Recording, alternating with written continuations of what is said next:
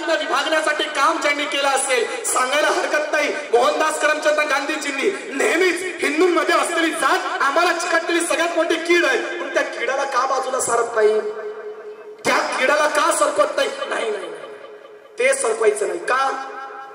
स्वतंत्रवीर सावरकरांनी हिंदूंना चिकटलेली जात याला बाजूला सांगून सगळ्यांना हिंदुत्वाच्या एका व्याख्यामध्ये बांधायचं काम केलं का नाही? आज किती जण सोशल मीडियावरती बघता माफीवीर माफीवीर, कॉल करतोय फक्त 3-4 लोक जर बघतात. मला माहितीये 100% लोकांच्या समोर माफीवीर हा शब्द येतोच. कधीतरी आपण आपल्या रक्तरंजित इतिहास आणि याचा पुरावा घेऊन जर अभ्यास केला तेव्हा आपल्याला समजतं की स्वतंत्रवीर सावरकरांचं जीवन छत्रपती शिवाजी महाराज यांचा आदर्श घेऊनच तयार झालेला आहे. आपल्या जीवनामध्ये सगळ्यात मोठी अडचण हीच आहे की आपण कधीच स्वतःच्या इतिहासाकडे डोकावून बघत नाही, स्वतःच्या इतिहासाची पानांची पुस्तकं कधी चाळून बघत नाही. कधी आपल्याला समजत नाही की कोणीतरी येतं आपल्याला वाटेल तो इतिहास सांगून जातो, कोणीतरी येतं आणि सांगतं की तुमच्या धर्मामध्ये जाती जाती आहेत, तुमच्या धर्मामध्ये वर्ण व्यवस्था आहे. सगळ्यात मोठा वाद वर्ण व्यवस्थेचा. काय वर्ण व्यवस्था? श्रीमद भगवद्गीतेमध्ये आमचे श्रीकृष्ण महाराज अर्जुनाला सांगतात चतुर्वर्णमय सृष्टे गुणक्रम विभागश्य. 4 वर्ण आहेत, ब्राह्मण क्षत्रिय शूद्र वैश्य. गुणक्रम विभागश्य, ज्याचा जसा गुण त्याची तशी विभागणी. मग ते तुम्हाला विभागण्यासाठी केलं होतं का? नाही रे.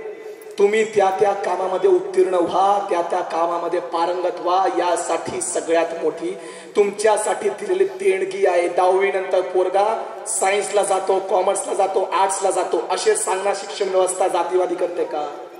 हा प्रश्न विचारायचा.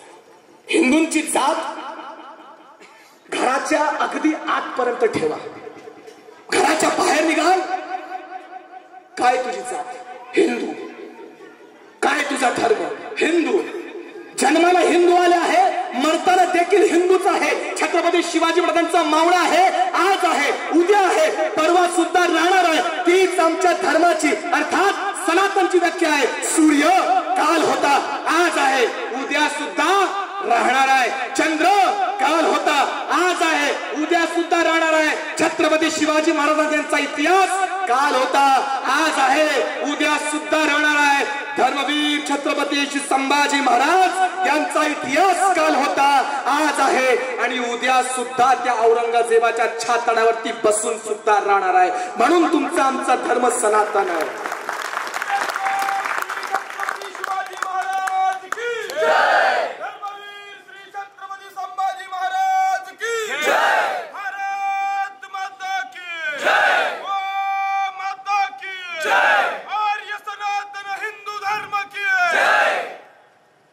संभाजी महाराज की जय. धर्मवीर छत्रपती संभाजी महाराज की जय. एका काळामध्ये याच भारताच्या मातीमध्ये आवाज काय घुमला होता? अफजल हम शर्मिंदा है, तेरे कातिल जिंदा है. कोण होता अफजल? अफजल गुरु. काय केलं यांनी? पार्लियामेंट वरती फुलं फेकली होती, दगड मारला होता, लव्ह लेटर पाठवत होता, बॉम्ब ब्लास्ट केलता. रात्री 3 वाजता कोर्ट उघडले त्याच्यासाठी. आणि ज्या वेळेस सुप्रीम कोर्टाचा निर्णय आला की त्या अफजल गुरुला फाशी द्यायची आहे, त्यावेळेस लंडन टॉप सारखे युट्यूब चॅनल आहेत, माझे हे उघड शत्रू आहेत. ठणकावून सांगतो आम्ही या लोकांना की तुम्ही आमचे उघडपणे शत्रू आहात. वैचारिक नव्हे, शाब्दिक नव्हे. समोरासमोर याल तर जोपर्यंत तुमचा श्वास बंद करत नाही आणि तिथून सुद्धा आवाज येत नाही भारत माता की जय, तोपर्यंत तुम्ही आमचे शत्रू आहात. शत्रूला शत्रू म्हणणं अपराध नव्हे. ज्या दिवशी शत्रूला शत्रू म्हणणं अपराध असेल त्या दिवशी या देशावरच्या कोपऱ्यावरती उभा असलेला आमचा जवान स्वतःच्या हातातला बंदूक घेईल आणि पुष्पगुच्छ टाकेल की समोरनं माणूस येतोय, त्याच्याकडे पण हाड मांस आहेत, त्याच्याकडे पण डोळे आहेत, त्याच्याकडे पण सुद्धा रक्त आहे, तो सुद्धा आमचा भाऊ आहे. अरे समोरचा येऊन कापून जाईल. त्यामुळे समोरच्याची मानसिकता ओळखावी लागते. छत्रपती शिवाजी महाराजांनी त्या अफजल खानाचा कोथळा असाच नाही काढला. यावं यावं आणि त्यांनी गळा भेट घ्यावं. हरे रंग का सपना पाले आया था अफजल सुन्नती में, छत्रपती ने घुसेड़ दिया था भगवा उसकी छाती में. अफजल शत्रूला ओळखावं लागतं. पण दुर्दैव आहे अनेक भागांमध्ये जा, नोव्हेंबरच्या घटना जसं येतं समोर 1659 ची घटना आली आणि आपण एखादा जरी पोस्टर लावला की छत्रपती शिवाजी महाराज त्या अफजल खानाचा कोथळा काढतायत, लगेच भावना दुखावतायत. कोणती भावना? कसली भावना, कशाची भावना? अफजल खानाशी जर तुमची भावना जुळलेली असेल तर 1 ना 100 ना 1000 वेळा त्या अफजल खानाचे कोथळे फाडणार आणि त्याला बाप मानणाऱ्यांचे सुद्धा कोथळे फाडण्यासाठी माग पुढे बघणार नाही. कारण की अफजल खान या स्वराज्याचा शत्रू होता. अर्थात आमच्या देवी देवत्याच्या मूर्त्यांचं खंडन करणारा, आमच्या आया बहिणींचा अब्रू लुटणारा. या घरातनं निघालो एकुलता एक आहे, मेलो तरी चालेल, समोरच्याला जोपर्यंत मारत नाही तोपर्यंत शेवटचा श्वास हा भगवादारी सोडत नाही. कारण की आम्ही रामाचे वंशज आहोत. पण आमची अडचण आहे की आम्ही थोड्या वेळासाठी रिचार्ज होतो. स्टिंग पिल्यावरती कशी एकदमच आपल्या मनामध्ये कैफीन शिरतो आणि एकदम असा आग बबूला हो जाता, अब तो आशुतोष छान है, इतना रंग भर दिया है हमारे मन में, इतना ज्यादा बवाल मचा दिया. भाई साहब, अम्मा कसम आ जाए माँ बहन पे आ जाऊंगा, इनके काही गरज नाही सगळ्या करायची. मी सदैव सांगत असतो, मला गुंड नाही, मला शिकलेला सवरलेला हिंदू समाज पाहिजे आहे. संकल्प हिंदू राष्ट्र अभियानातली मावळे IAS अधिकारी पाहिजे. संकल्प हिंदू राष्ट्रातली मावळे IPS पाहिजे. पोलीस भरतीत जा, आर्मी मध्ये जा, देश सेवेत जा आणि ज्या दिवशी धर्मावरती संकट येईल त्या दिवशी बंदुकीच्या नळ्या कुणाकडे वळवायच्यात हे चांगलं ठणकावून आणि समजून घ्या. हे वाक्य माझे नाही, स्वातंत्र्यवीर सावरकरांचे आहेत. त्यामुळे सगळ्यात पहिला आपण स्वतःचा शत्रू ओळखला पाहिजे. एकदा का शत्रू ओळखला तर मग आपल्याला लगेच संकल्प हिंदू राष्ट्र यातले 2 शब्द, एक संकल्प आणि दुसरा हिंदू राष्ट्र. मी मगाशी पण विचारलं की राष्ट्र आणि देश याच्यामधला फरक काय आहे. आपण म्हणतो अखंड हिंदू राष्ट्र, याचा अर्थ आहे ज्याला कोणताही भौगोलिक सीमा नाहीये. भारत देश म्हटलं की त्याला सीमा येतात. वरती काश्मीर पासून ते खाली कन्याकुमारी पर्यंत तो एक सीमा झाला, म्हणून आपण त्याला काय म्हणतो, देश. आपला तुटवडा होतो. पण ज्या वेळेस मी अखंड संकल्प हिंदू राष्ट्र म्हणतो त्यावेळेस त्याच्यामध्ये माझ्या पूर्वजांच्या हातातनं गेलेला प्रत्येक भाग येतो. मग तो अफगाणिस्तान असो, पाकिस्तान असो, बांगलादेश असो, नाहीतर तुमचा नेपाळ असो, सगळं काही माझ्यासाठी अखंड हिंदू राष्ट्र आहे. त्यामुळे मी कधीच पाकिस्तान मुर्दाबाद म्हणत नाही, मी कधीच बांगलादेश मुर्दा म्हणत नाही, मी कधीच अफगाणिस्तान मुर्दा म्हणत नाही. कारण की ती माझ्या भारत मातेचा अंश आहे आणि मी माझ्या भारत मातेला मुर्दाबाद या शब्दाने कधीच उद्घोष करत नाही. पण शत्रूंनी त्याच्यावरती संचार केला आहे, शत्रू त्याच्यावरती आक्रमण करून आहे, शत्रू आमच्या संस्कृतीला संपून टाकलेला आहे. म्हणून जर त्या भूभागाचा जय जयकार करणारे अलकारी जर तुमच्या कानावरती पोचले तर त्या डोळ्यांकडे आणि त्या जिभेंकडे लक्ष ठेवा. ज्या वेळेस आमच्या पुण्यामध्ये PFI संघटना बॅन झाली होती ना, त्या PFI संघटनेच्या बॅन नंतर पाकिस्तान जिंदाबादचे नारे लागले होते. कुणासमोर? पोलिसांसमोर.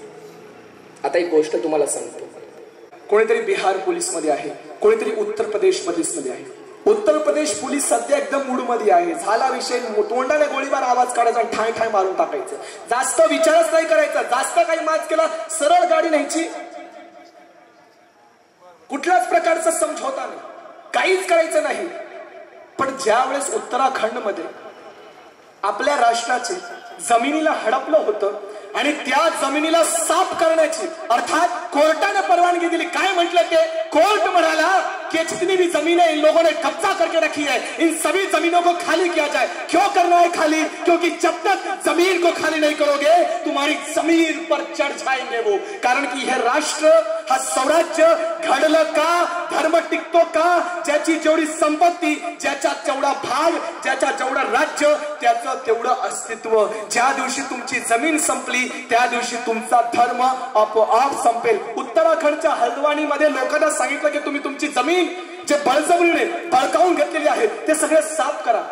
लहान लहान मुलं आली, मीडियामध्ये न्यूज चालली, अजित अंजुम, रवीश कुमार, अहो दुसऱ्यांची काय पेक्षा घेऊन बसले, ते आपल्या लोकांचेच जास्त गोडवे आहेत. 4 पैसे फेका, नचनिया से ज्यादा नाच दिखाने लग जाते हैं. 4 पैसे फेका आणि स्वतःच्या धर्माचा शत्रू बनून बसतात ही लोक. यांना 4 पैसे तोंडावरती फेकले आणि प्रत्येक जणांच्या स्टेटसला काय झळकलं की हल्द्वानी मध्ये लहान लहान मुलांना त्रास दिला जातोय. ही लहान मुलं कुठं जाणार, ही लहान मुलांचं शिक्षण कुठं होणार. आणि तुरंत कोर्टने सांगितलं की स्टे ऑर्डर लावायचं. काय लावायचा? Stay on.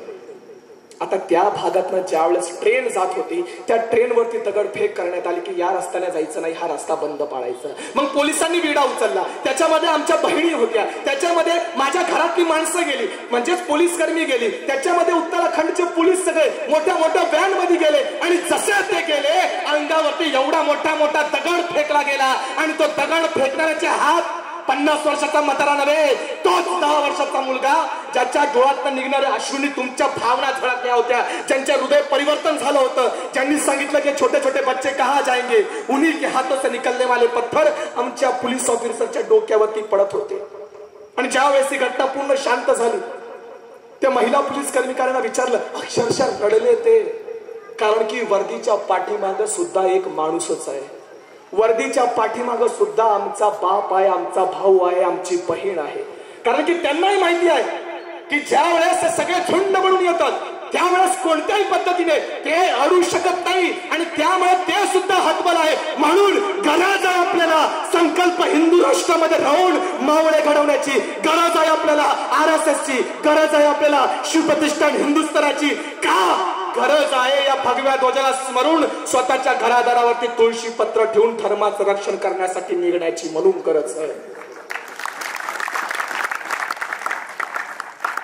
ही गरज पूर्ण करावी लागेल, नाहीतर या देशामध्ये सगळ्यात मोठा अत्याचार कोणत्या पुरुषावरती होत नाही.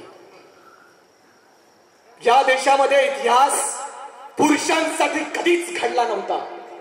या देशामध्ये अत्याचार घडतात स्त्रियांसाठी, फक्त एका मिनिटासाठी. एकदा विचार करा, नीट लक्ष देऊन ऐका बरं का. घरी आई आहे, बहीण आहे, चुलत, सख्खी, मामाची, कोणाची पण आहे, हो का नाही? सगळ्यांची आहे. आता एक घटना सांगतो. आज घरी गेल्यावरती गुगलला एक चेक करायचं, त्याच्यावरती वर्ष टाकायचा 1992 आणि स्थळ टाकायचा राजस्थान आणि जागेचं नाव टाकायचं अजमेर शरीफ. काय 1992च्या काळामध्ये एकूण गर्ल्स कॉलेजमध्ये मोठमोठ्या शिक्षणाचे संस्थापक IAS, IPS, doctor, engineer, advocate यांच्या मुली शिक्षण घेत होत्या. या मुलींना येता जाता यांच्यावरती कडक बारकाई नजर ठेवली जात असे की कोणती मुलगी किती वाजता जाते, कुठून जाते, याचा बाप काय करतो, याचा भाऊ आहे का नाही, हिची सगळी शैक्षणिक पात्रता काय आहे, हिची आर्थिक परिस्थिती काय आहे, प्रत्येक छोटी छोटी गोष्ट, छोटी छोटी माहिती त्या मुलींची जप्त केली जात असायची. एखाद्या मुलीला पटवण्यासाठी, खूप घाणेरडा शब्द आहे, एखाद्या मुलीला पटवण्यासाठी काय लागतंय, जे कॉलेजची मुली आहेत त्यांना माहितीये काय पाहिजे. जास्तीत जास्त अंगावरती चांगले कपडे, हातात महागडा मोबाईल, गाडी आणि ब्रँडेड शूज, थोडंसं छपरी असाल तर केसांमध्ये रंग, हे सगळं करा आणि एका मुलीच्या मागे आठवडा, 2 आठवडा, 2 महिने, 3 महिने पळा. ती मुलगी 2 आठवड्याने, 3 महिन्याने, 4 महिन्याने का होणार तुम्हाला एकदा तरी बघणार आणि तुमच्याकडे नजर फिरवणार. बस तेव्हाच पकडायचं. आणि तेच झालं 1992च्या काळामध्ये. सोफिया गर्ल्सच्या कॉलेजच्या गेट मधून बाहेर पडणाऱ्या मुलींवरती नजर ठेवून होते. नजर ठेवणारे कोण? मोहम्मद गोरी, मोइनुद्दीन चिश्ती यांचे वंशज, अजमेर शरीफ दर्गाचे मौलाना चिश्ती. त्या पक्षाचं नाव घेत नाही, पण तुम्हाला लगेच कळेल की जो पक्ष सदैव श्रीरामांना काल्पनिक म्हणत होता त्या पक्षाचा तो शहराध्यक्ष होता. आजही जिवंत आहे. हे सगळे जण नजर ठेवून होते. 1992च्या काळामध्ये या मुलींना फसवण्यात आलं होतं. यांच्यासोबत प्रेम, सगळे संबंध ठेवले गेले आणि लॉज वरती घेऊन जाऊन या मुलींवरती बलात्कारवर बलात्कार होत होते. तोपर्यंत बलात्कार केले जात होते जोपर्यंत यांचं मन भरत नाही. आणि एकदा का मन भरलं आणि त्या मुलीसाठी जाऊन झालं की बस आता दुसरी हवी, तेव्हा तो खरा रंग दाखवत होता. लगेच सांगत होता की अपनी उसवाली दोस्त को लेकर आ. आणि त्या मुलीला कळत नव्हतं. कालपर्यंत जो माझ्यावरती प्रेम करत होता, कालपर्यंत जो माझ्यासोबत जीने मरने की कसम खा रहा था, अचानकपणे काय झालं? ज्या मुलीने तुरंत नकार दिला आणि तुरंत सांगितलं की नाही मी असं करणार नाही. दुसऱ्या क्षणाला तिच्या समोर एक क्लिप येत होती. आधी ते रील्स यायचे, असे फाईल्स यायचे, वरती बघितलं की लगेच कळायचं कोणाचा फोटो आहे. बरोबर का नाही? आपल्या बापांनी त्यावेळेस यूज केलं होतं लहानपणी आपण असताना. हे सगळे फोटो दिसायचे. त्या फोटोमध्ये त्या मुलींचे नग्न फोटो होते. शरीर संबंध बनवताना त्या चिश्ती घराण्यातल्या लोकांच्या सोबत त्या मुलींचे व्हायरल करणारे MMS अर्थातच व्हिडिओग्राफी, त्याचे झेरॉक्स कॉपी पेपरमध्ये टाकून व्हायरल केला गेले होते. 1992 मध्ये एक नव्हे, दोन नव्हे, 300 पेक्षा जास्त मुलींसोबत हा आरंभी अत्याचार सहन करून ते सरळ चालत होतं.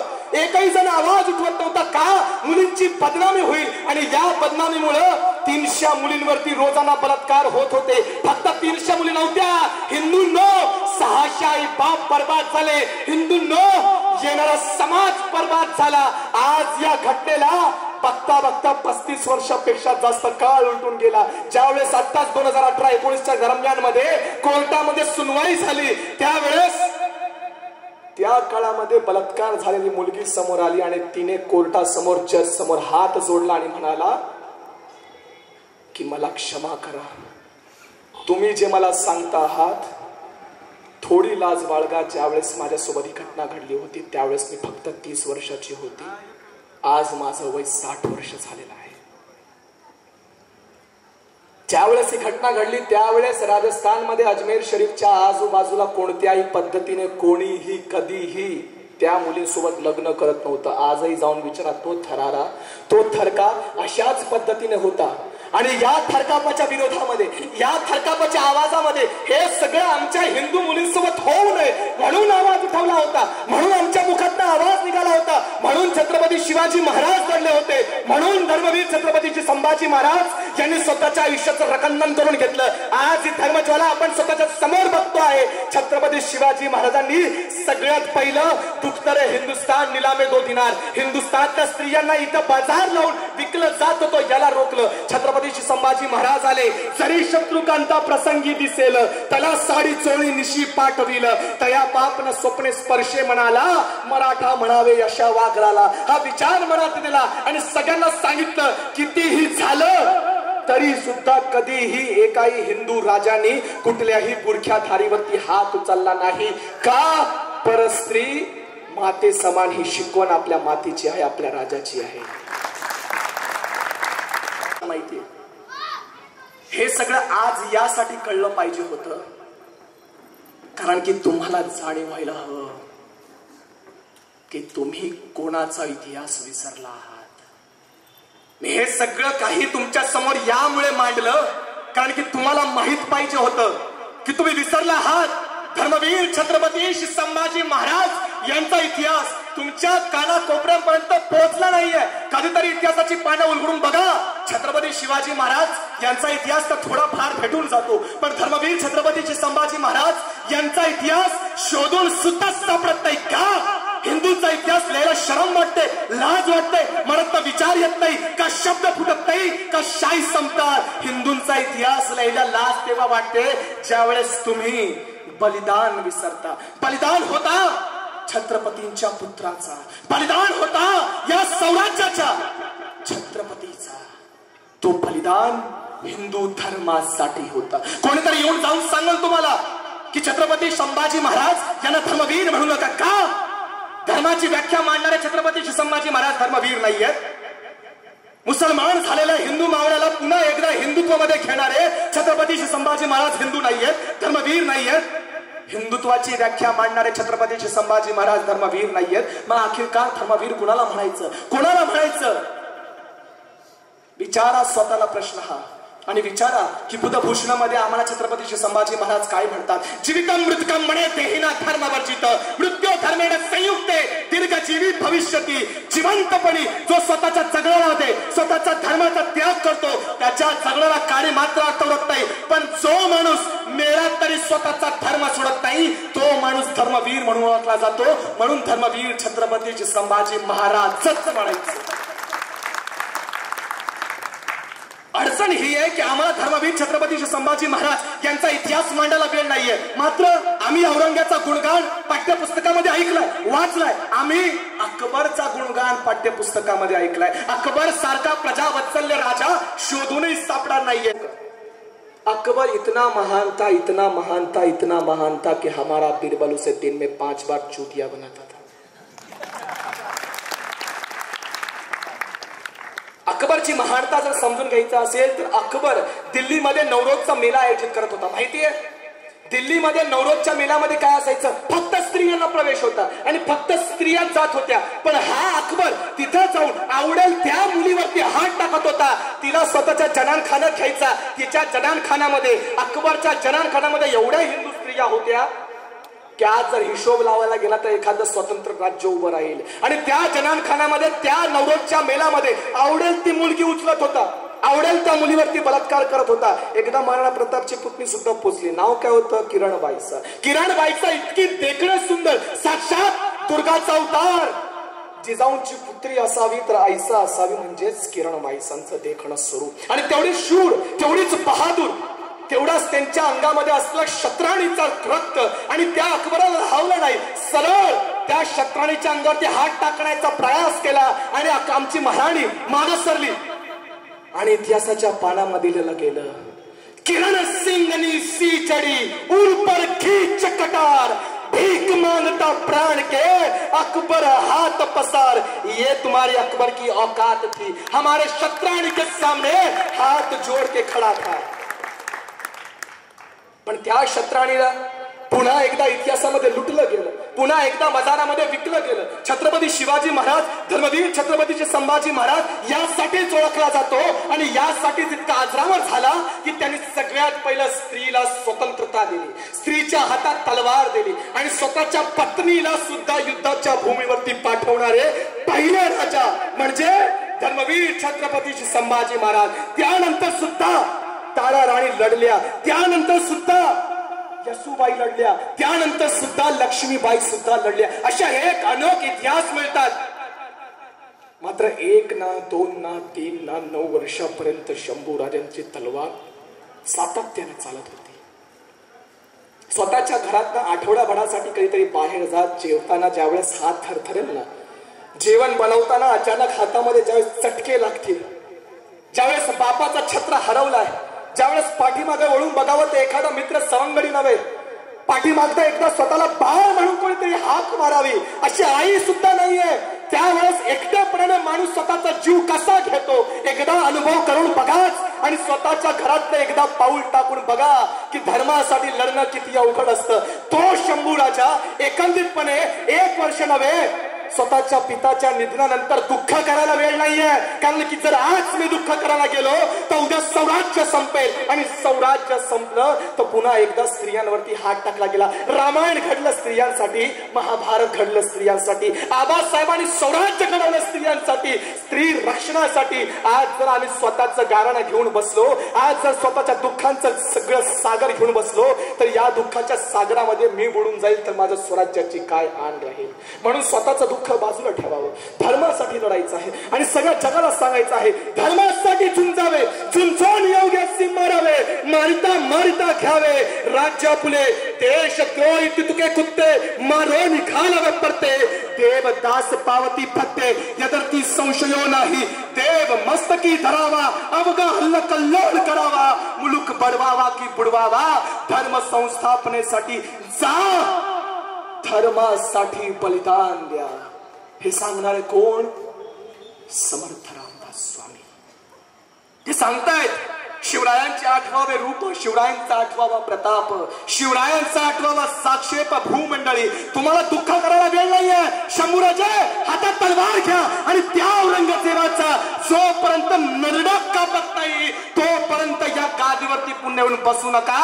कारण की तुमच्या पिताचे शेवटचे शब्द आहेत, 12 ज्योतिर्लिंग यवनांच्या हातून मुक्त करा, सप्तगंगा सप्त सिंधू मुक्त करा, काशीचा विश्वेश्वर सोडवा आणि जोपर्यंत पूर्ण होत नाही तोपर्यंत चुकू नका. आज इतिहासामध्ये आपण वरडून वरडून सांगतो की छत्रपती शिवाजी महाराजांच्या सैन्यामध्ये 57% मुसलमान होते. सांगा त्यांना आमच्या सोबत चला, काशीचा विश्वेश्वर सोडवायला चला आमच्या सोबत. दिल्लीच्या जामा मस्जिदच्या पायऱ्यामध्ये हिंदू मंदिरांच्या तोडलेल्या मूर्तींना टाकले गेलेले आहेत. एकदा तोडूया जामा मस्जिदच्या पायऱ्या, बघावं. शिवलिंग मेरा शिवलिंग निघालं तर माझं नाही निघालं रिपेअर करून देतो, पण ते येणार नाही. मात्र तुम्ही जसं 19 फेब्रुवारी आली, छत्रपती शिवरायांचा सण आलं, मुस्लिम मावळा. कसं आहे, मावळा हिंदू असावं आणि मावळा व्हायला लायकी लागते गड्या, ते आपल्याकडे नाहीये. मुस्लिम मावळा या देशाला लावलेला सगळ्यात मोठा कलंक आहे. शब्दाला कधीच भूल पडू नका.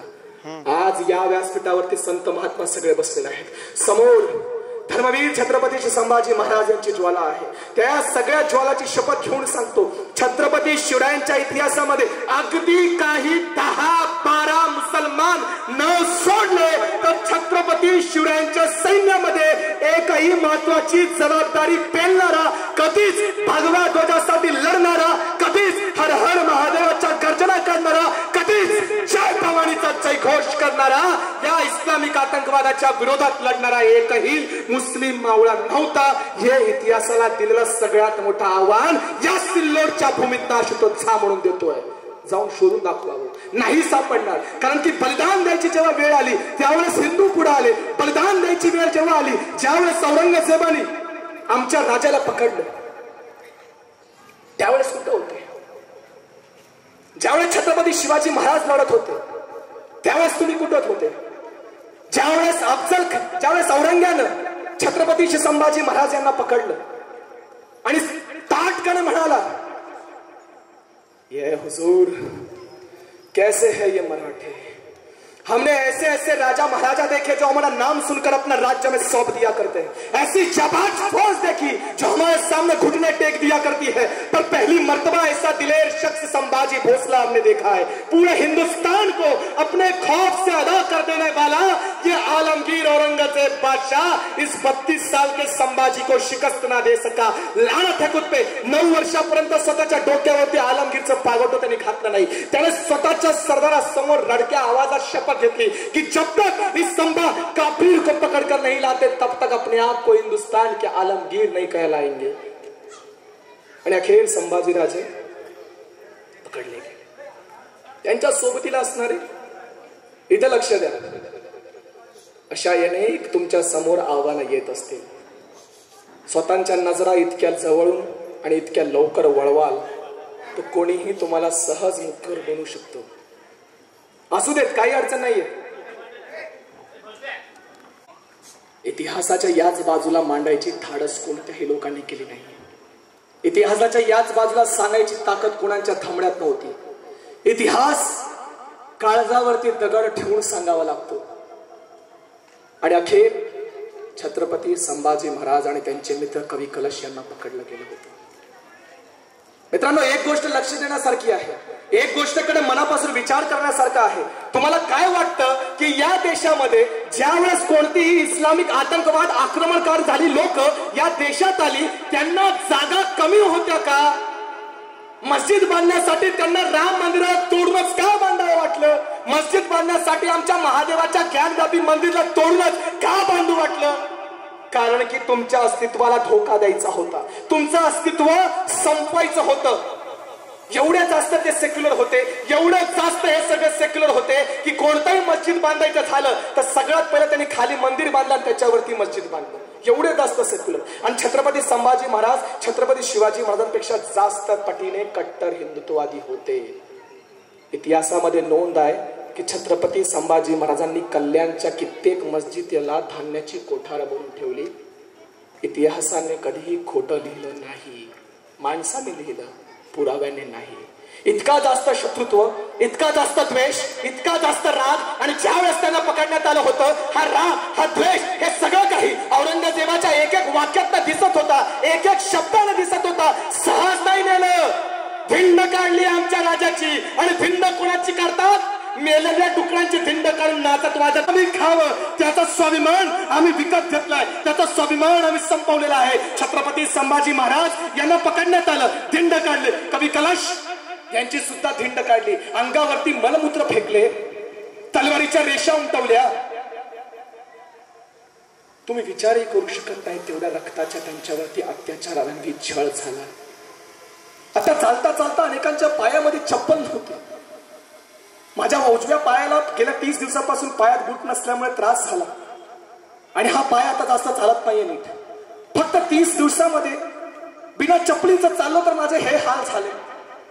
समोर माझा राजा आहे, कवी कलश आहे, मित्रत्व बंधुत्व कडांनो नेहमी लक्षात द्या, स्वतःच्या रक्ताचा भाव कधी कामाला येत नाही, पण ज्यावेळेस तुम्ही धर्मबंधू म्हणून कुणाच्या खांद्यावरती हात टाकतात, प्राण जात असताना सगळ्यात पहिला धावून येणारा असेच मावळे असतात. म्हणून आपापसातले साथ कधी सोडत जाऊ नका. लोक भडकावतील, लोक एकमेकांपासून तुम्हाला दूर करतील, पण तुम्ही अडून राहा आणि लोकांना सांगा की माझा संभाजीराजांचा आदर्श आहे, मी त्याचा कवी कलश आहे. हा मरेल तर मी मरेल, हा जगेल तर मी जगेल, आणि तशीच भावना ठेवा आणि चाल करा. तो औरंगजेब सुद्धा गादीवर बसून इतका घाबरेल की तुमच्या समोर लटापटा कापू लागेल. आणि सरळ जो कोणी सांगतो तुम्हाला की इतिहासामध्ये शंभू राजांची हत्या इस्लाम प्रकारे करण्यात आली नव्हती, थोडस एकदा इस्लाम वाचा. नाही वेळ भेटला तर युट्यूबला माझं चॅनल आहे, त्या चॅनलवरती जाऊन भेट द्या. त्यांचीच पुस्तकं, त्यांचीच पान नंबर, तेच सगळं तुमच्या समोर मांडतो आणि तेच सगळं सांगतो.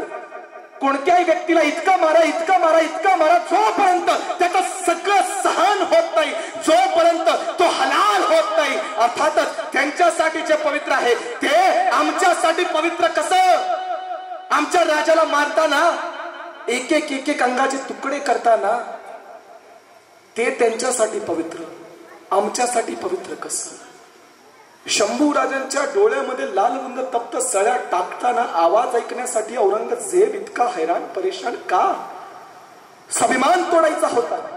शंभू राजांच्या केस कापण्यासाठी, त्यांच्या डोक्यावरची केस ओढून काढण्यासाठी तो इतका जास्त हतबल का? त्यांच्या मुखातनं निघालो एक की आम्हाला माफ कर. तू सांगतोयस की इस्लाम कबूल कर, आम्ही ते स्वीकार करतो आणि तुला सोडून देतो. डोळे काढून टाकलेत, हात तोडलेत, पायाची बोट, हाताची बोट, शरीर पूर्णपणे सोलून काढलेलं आहे. अरे नाही, छत्रपती संभाजी महाराजांची इमान डोलली नाही, त्यांच्या शेजारी उभ्या असलेल्या त्या कवी कलशांची जरी इमान डोलली असती तरी सुद्धा एक उत्तर भारतीय होण्याच्या नात्यानं आज स्वतःला लज्जास्पद वाटलं असताना लाज शर्मेने मान खाली झाली असती. पण नाही झुकवली मान, नाही झुकवला गर्दन. एखाद्या मौलवीने रात्री यावं आणि विचारावं प्रश्न आणि द्यावं खुला आवाहन की राजाजी क्यों सहन करते हो इतना सब कुछ? जो हमारा बादशाह कहता है मान लीजिए ना, क्या चाहिए आपको? दक्खन, हमारा औरंगजेब बड़ा ही दयालु है, आपको दक्खन की चाबी यूं ही दे देगा. पण छत्रपती संभाजी महाराज आणि कवी कलश काय म्हणतात? मौलाना साहब आप बस अपना काम करो.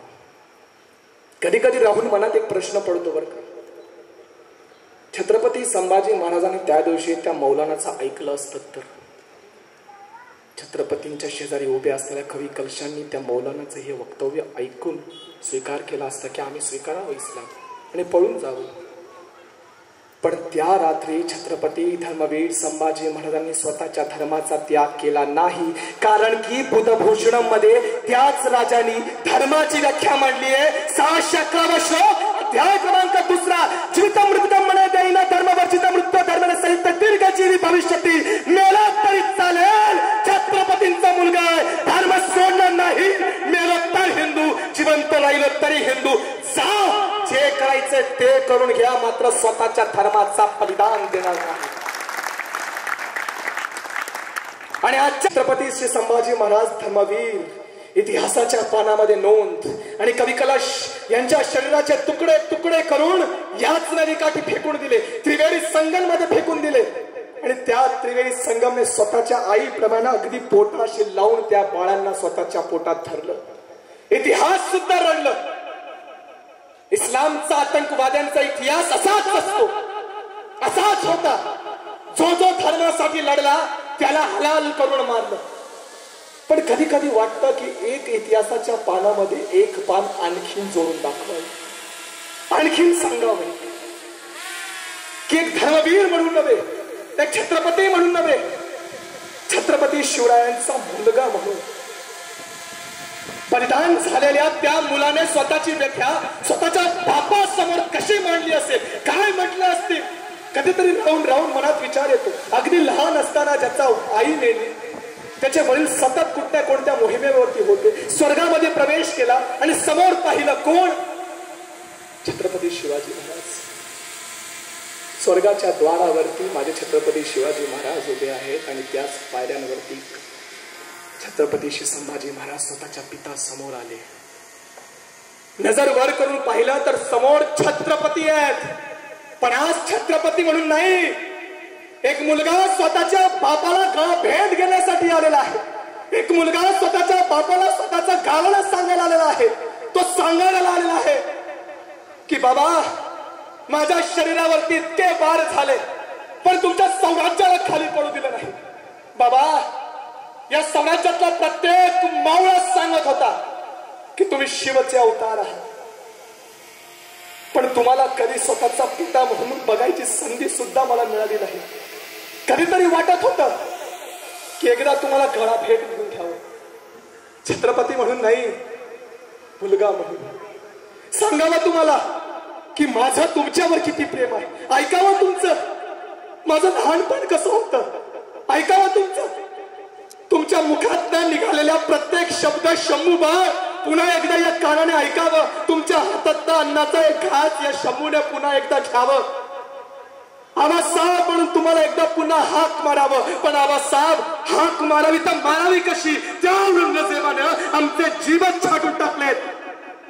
आबासाहेब म्हणून ललकारी घ्यावी तर घ्यावी कशी? तुम्हाला भरल्या डोळ्याने कधीच पाहता नाही आलं. आज मन करताय एकदा तुम्हाला भरल्या डोळ्यानं बघावं. आईला बघून ही तोच प्रश्न. आई, लहानपणी चालता चालता अचानकपणे पडत होतो. तू हात धरत होती आणि सांगत होती की शंभू बाळ पडताय काय? तुमच्या खांद्यावरती सौराज्याचा पूर्ण भार आलेला आहे. अहो, तुम्ही पडाल तर स्वराज्य पडेल. धर माझी बोट आणि पुन्हा एकदा उभा राहा. पुन्हा एकदा स्वराज्यासाठी चालते वा. आई, पुन्हा एकदा चालायचंय. आई, पुन्हा एकदा तुझ्या शंभू बाळाला तुझ्या आधाराची गरज आहे. आज कडकडावून मिठी मारावी, पण त्या मिठी मारण्यासाठी हात कुठे आहे? तुझ्या समोर चालून यावं, पण चालण्यासाठी पाय कुठे आहे? तुझा शंभू बाळ ज्याला तू इतका प्रेमाने लढी लाळ लावून गोळा केलं होतास, मोठं केलं होतास, प्रेमाने मुका घेतला होतास, तो शंभू आज भूताप्रमाणे झालाय. पण बाबा, आम्ही स्वतःच्या धर्माचा त्याग केला नाही. त्या आई भवानीला सांगतो झालोय की या जन्मात आम्ही आमच्या स्वराज्याचं स्वप्न पूर्ण केलंय. या जन्मात आम्ही आमच्या आबासाहेबांचं स्वप्न पूर्ण केलंय. हे परमेश्वरा, पुढचा जन्म दे आणि एकदा फक्त आई बापाला भरल्या डोळ्यानं पाहता यावं. त्यासाठी या शंभूला पुन्हा एकदा शिवाजीच्या कुशीमध्ये जन्माला घाल. हे जन्म धर्मासाठी बलिदान करतो आहे. हा बलिदान त्या राजाचा, हे शौर्य त्या महाराजांचं. शंभू राजांचा इतिहास सांगताना डोळ्यातनं निघणाऱ्या अश्वांना कधी मी थांबवत नाही. का माहिती? हे अश्व ज्यावेळेस खाली पडतात ना, त्यावेळेस त्यांच्या शरीरात पडलेल्या प्रत्येक रक्ताची किंमत आम्हाला कळते. ज्यावेळेस पायामध्ये टोचलेला दगड आम्हाला त्रास देऊन जातो, त्यावेळेस माझ्या शंभू राजाला झालेला यातना यापेक्षा किती मोठ्या असतील. त्यासाठी मला जगायचं आहे, त्यासाठी मला लढायचं आहे आणि त्यासाठीच मी जगणार. ही शपथ जी 2017 रायरेश्वरला घेतली होती, ती शपथ कधी मी विसरता कामा नये. हे परमेश्वरा, माझ्या या मावळ्यांना इतकी शक्ती दे, इतकी संपत्ती दे, इतका ऐश्वर्य दे की संकल्प हिंदू राष्ट्राची प्रण ज्या ज्या हिंदूंनी मनापासून घेतलीये, तो हिंदू राष्ट्र पूर्ण केल्याशिवाय आमच्या जीवाला कधीच मृत्यू येऊ नये. मूर्ख्या, इतिहास घडवायचा आहे तर हाच इतिहास समजा. बलिदान आठवायचं आहे तर हाच बलिदान आठवा. आजपासून एक शपथ स्वतः घ्या, शेजारच्याला घ्यायला लावा, कोणालाही सांगा, पण तुम्ही हिंदू आहात. ज्याने तुमच्या राजाला हाल हाल करून मारलाय, त्यांच्या दुकानातला एक पाण्याचा तुकडा सुद्धा, त्यांच्या दुकानातला एक छोटीशी वस्तू सुद्धा मी एक हिंदू म्हणून कधीच घेणार नाही. ही शपथ घ्यायची तर आज ही घ्या. तुमचा पैसा, राष्ट्र, धर्म आणि मग थोडाफार जीव राहिला तर स्वतःसाठी जगता आलं पाहिजे. त्यामुळे या सगळ्या गोष्टी करताना मला अनेकदा विचारतात की तुम्ही सगळे हे काही करता याच्या बदल्यात तुम्हाला काय मिळतं. मला जास्त काही मिळत नाही, मला जास्त याच्या बदल्यात काही पाहिजे पण नाही, पण मी गर्वाने एकच गोष्ट ठणकावूनपणे काश्मीर पासून ते कन्याकुमारी पर्यंत सांगतो की जन्माला जरी बिहारी म्हणून असलो तरी मरताना छत्रपती शिवरायांचा मावळा म्हणून मरेल. हे भाग्य माझ्यासाठी खूप आहे. त्यामुळे याच्या पलीकडे जाऊन मला काहीही नको. जेवढं मिळालं तेवढं या स्वराज्यावरती असंच या आशुतोष झाण याच्यासारख्या कित्येक मावळ्यांनी अर्पण करून टाकलेलं आहे. गड्यांनो, तुम्ही एवढ्या वेळपर्यंत मला ऐकलात. आज मला माहिती आहे बलिदान मास ज्यांनी ज्यांनी पालन केलं आहे त्यांची परिस्थिती किंवा अवस्था आज काय असणार आहे. गेल्या 30 दिवसापासून आपण सगळेजण एक वेळचं अन्न खातो आहे. शरीर पूर्णपणे कमकुवत झालेलं आहे. 30 दिवस बलिदान पाळला. आता पुढचे 11 महिने जे मिळेल ते खा. जमलं तर शत्रूला फाडून खा, पण इतके बलवान व्हा, इतके तणकट व्हा की तुमच्या धर्मावरती प्रहार केलेल्या उत्तर देण्यासाठी तुम्ही एकटेच सामर्थ्यवान व्हा. हेच या संकल्प हिंदू राष्ट्रांकडून अपेक्षा आहे. आणि आपण सगळ्यांनी जी मोहीम राबवलेली आहे, कमलेश भैयांना गेल्या 3 वर्षापासून त्यांची जी तळमळ मी बघतो आहे, त्या तळमळीला खरंच देवार मुजरा आहे. कारण की एखाद्या संघटनेला वाढवायचं असेल तर त्यासाठी पहिल्यांदा स्वतःचं हित बाजूला ठेवावं लागतं. पहिल्यांदा स्वतःचं सगळं काही बलिदान लावावं लागतं. तेव्हा कुठंतरी जाऊन युवकांचा विश्वास जिंकता येतो. आणि कमलेश भैया, आपने जो शपथ ली है, आपने जो प्रेरणा इन युवकों के मन में दिया है, मैं आई भवानी से यही अपेक्षित करता हूं और यही उनके चरणों में हिंदू राष्ट्र संकल्प के दिवस पर आप सभी से अनुरोध करता हूं कि आने वाले समय में 1 जून को जो आपका संकल्प है उससे पूर्ति करने के लिए मैं अपने सोशल मीडिया हैंडल से जितना हो सके उतना प्रचार प्रसार करूंगा. और मैं इसकी गवाही देता हूं कि ये सिर्फ महाराष्ट्र में नहीं, उत्तर भारत के हर एक जिले तक लेकर जाएंगे. इसका नेतृत्व महाराष्ट्र करेगा, क्योंकि मराठी में कहते हैं कि महाराष्ट्र जागा तो राष्ट्र जागे. इसीलिए सबसे पहले महाराष्ट्र से हम इस मुहिम की आरंभ कर चुके हैं और आने वाले समय में ये फिरगी भारत के हर एक कोने में जाएगा, जिसे पूर्ण करने में आपके साथ आपका ये छोटा बड़ा भाई बड़ा बेटा एक साथ तन मन धन और रक्त से अर्पण करता हूं. और आप लोगों ने इतने समय तक मुझे सुना और जितने लोग खड़े थे, मेरे पुलिस प्रशासन भाई, उन सभी को बहुत बहुत धन्यवाद कि आपने कार्यक्रम के लिए हम सभी को इतना ज्यादा समर्थ किया और हमें सुरक्षा प्रदान की. क्योंकि धर्म के कार्यक्रमों में राक्षस विनंती करते हैं, राक्षस आकर पत्थर फेंकते हैं, लेकिन जब तक आपके जैसे लोग हमारे धर्म की रक्षा कर रहे हैं तब तक हम जैसे लोग सुरक्षित हैं. इसलिए आप सभी का भी बहुत बहुत धन्यवाद. अगले वर्ष या जब भी आपको किसी भी गांव में मुझे बुलाना हो, निसंकोच रूप से आप मुझे बुलाइए.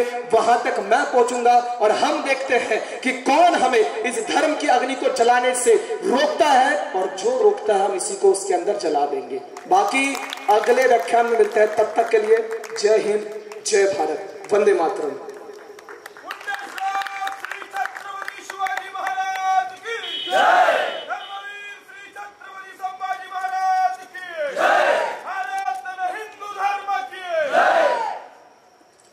धन्यवाद आशुतोषजी. चांगल्या पद्धतीने आपण हिंदू धर्म समजावून सांगितला, त्याचबरोबर बलिदानही आम्हाला या ठिकाणी समजावून सांगितलं. हिंदू बनना सीखो, कंधों से ऊंची छाती नहीं होती, धर्म से बड़ी कोई जाति नहीं होती, दीपक ही नहीं बचा तो बाती का क्या करोगे, अगर हिंदू धर्म ही नहीं बचा तो जाती का क्या करोगे. असंच जातीपातीला बाजूला सारून आपण सर्वजण एक संघ राहून हिंदू धर्म वाढवण्यासाठी, हिंदू धर्मातील सर्व युवक एकत्र करण्यासाठी कार्य करत राहू. भैयांच्या मार्गदर्शनाखाली आपण सर्वजण एक संघ राहू. त्याचबरोबर आपण आता कार्यक्रमाच्या समारोपाकडे वळतो आहोत. तर आपण संकल्प हिंदू राष्ट्राच्या अभियानाचा संकल्प आज या ठिकाणी घेणार आहोत. त्याबद्दल भैयांना विनंती करतो की पुढील सूचना आपल्याला भैया देतील. पहिल्या वर्षी संकल्प घेतला श्री रामचंद्रांनी, मारुतरायानं, छत्रपती शिवप्रभूंनी, संभाजी महाराजांनी आपल्याकडून वर्षभर पूर्ण करून घेतला. दुसऱ्या वर्षी पळशीला घेतला, तोही पूर्ण झाला. आज येणाऱ्या वर्षभरासाठी संकल्प घेणार आहोत. जे जे चालिसा करतात त्यांनीच हातात तांदूळ घ्या. बाकीच्यांनी तांदूळ घ्यायची गरज नाही. समोर तांदूळ धरायचंय, बाकीच्यांनी संकल्प बागून म्हटलं तरी चालेल, पण तांदूळ घेऊ नका, कारण ती शपथ आहे. पूर्ण करू शकत असाल तर घ्या. ज्यांच्यापर्यंत तांदूळ पोचला नसेल आणि इच्छा असेल तर ते आजूबाजूकडून तांदळाचे दाणे हे करून घ्या. सगळ्यात पहिले संकल्पात स्वतःची ओळख आहे. मागा घ्याल संकल्प सगळे? येऊ द्यावाच. मी म्हणाल मागे म्हणाल सगळे संकल्प जोरात. सगळ्यात पहिले स्वतःची ओळख करून द्यायची संकल्पना.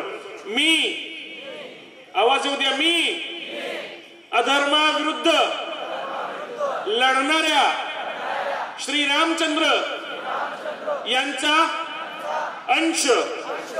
मी धर्मयुद्धासाठी शंखघोष करणाऱ्या श्रीकृष्णांचा वंशज.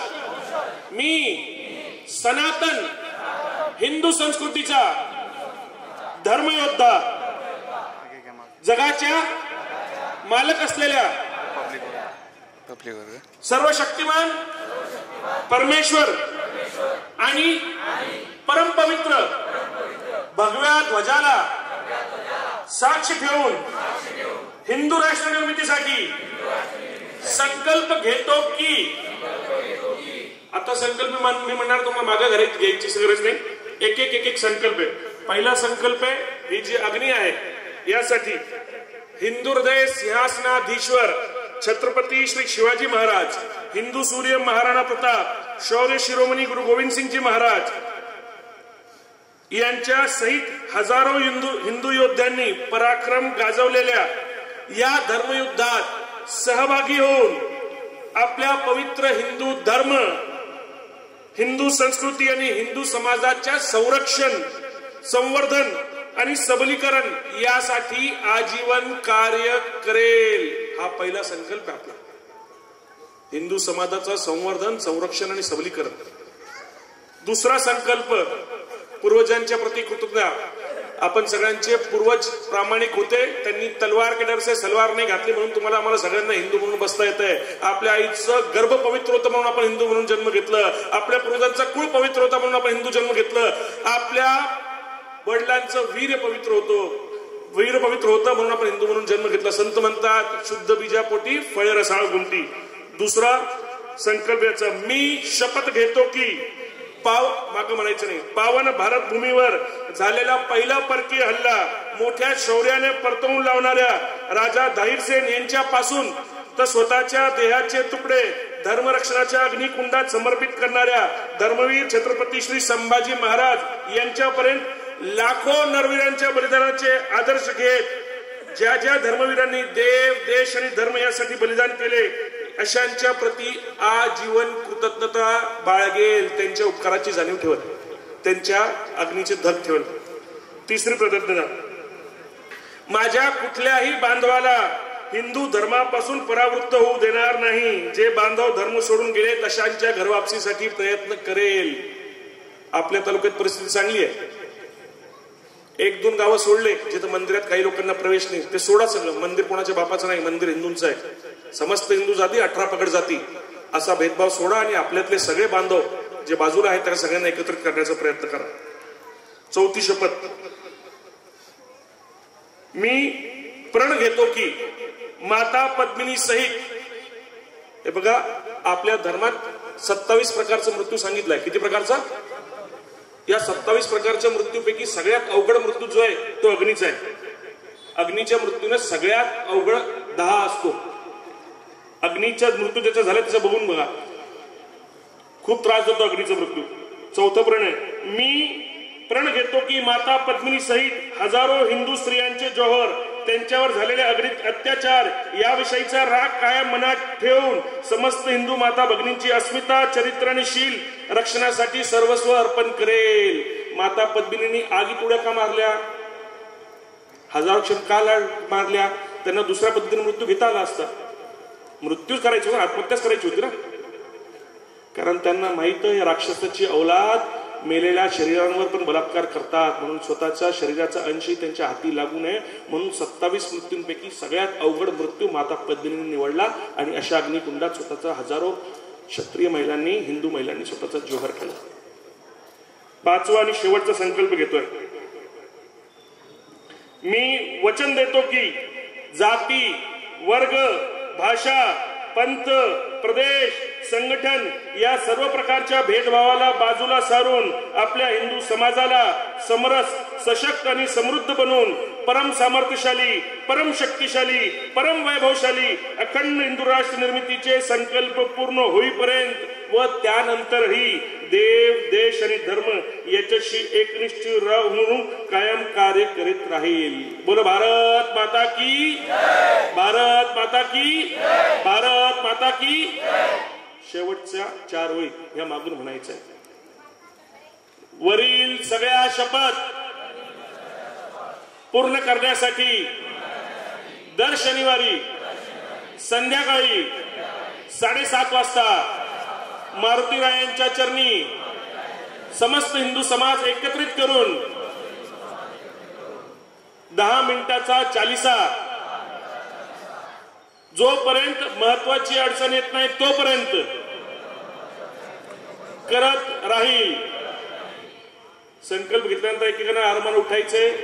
संभाजी महाराजांच्या अग्निकुंडात ते जे हातातले तांदूळ आहे संकल्पासाठी ते समर्पित करायचे, दर्शन घ्यायचे. उपवास सगळ्यांचा आहे. सगळ्यांसाठी प्रसादाची व्यवस्था केली आहे. पहिले ग्रामीण भागातल्या मंडळींना प्रसाद घेऊन इथून जाऊ द्या, त्यानंतर शहरातल्या मंडळींना उपवास करायचं. तोपर्यंत शहरातल्या सगळ्या मंडळी, मग कुठल्याही भागातले असतील, बसोबा गल्ली असेल, टिळकनगर असेल, शास्त्रीनगर, ज्या काही परिसरातले लोक आले असतील त्यांनी सगळ्यांनी ग्रामीण भागातल्या लोकांना पहिले प्रेमानं जेव घालायचंय. नंतर आपण सगळ्यांनी प्रसाद घ्यायचा आहे आणि इथला कार्यक्रम इथं संपवायचा आहे. एकात्मता मंत्र म्हणून आपण कार्यक्रम घेणार आहोत. माता भगिनींसाठी जेवणाची व्यवस्था बाजूला पहिलेच पंक्तीत करण्यात येईल. सगळ्यांनी हात जोडून बसताना एकात्मता मंत्र घेऊया. हिंदवा सोदरा सर्वे न हिंदू पतितो भवे, मम दीक्षा हिंदू रक्षा, मम धर्म समानता. भारत माता की जय. जय श्रीराम.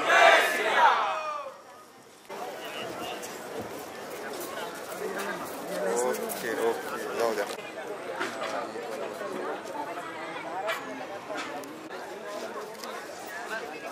ओके.